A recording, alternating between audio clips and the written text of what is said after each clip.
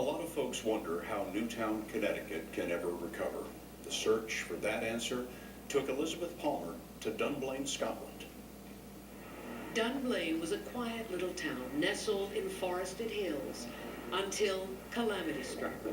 On March 13, 1996, panicked parents rushed to the Dunblane Primary School where 43-year-old Thomas Hamilton had opened fire in the gym.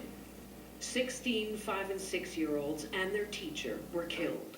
16 more were injured, including Matthew Burney, who was shot in the chest.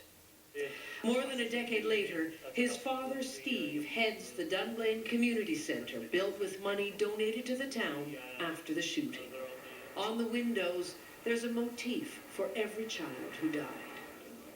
The victims and their families found plenty of love and support in Dunblane. But in the end, as Steve Burney found, grief is a long and very private journey. People will grieve in different ways and at different times. And to not necessarily assume that people are over it, because for some people it will take an awfully long time, and the slightest thing can reopen the wounds and the hurts. Some of the anger and the resentment here was channeled into an anti-gun lobby, which did eventually win an almost blanket ban on the private ownership of handguns in the UK. And then this summer, the community turned another corner.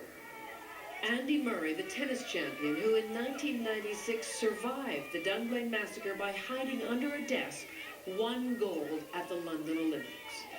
For Dunblane, at last, there was a joyful legacy to balance its terrible stigma. But as soon as the news of the Sandy Hook school shootings broke, old wounds reopened. Obviously our hearts go out to them.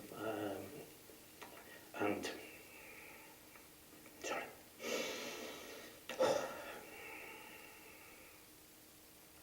I'm not really giving them the best advert for someone who's moved on, but I think out of the most tragic circumstances, some good does appear, and hopefully that'll happen for them.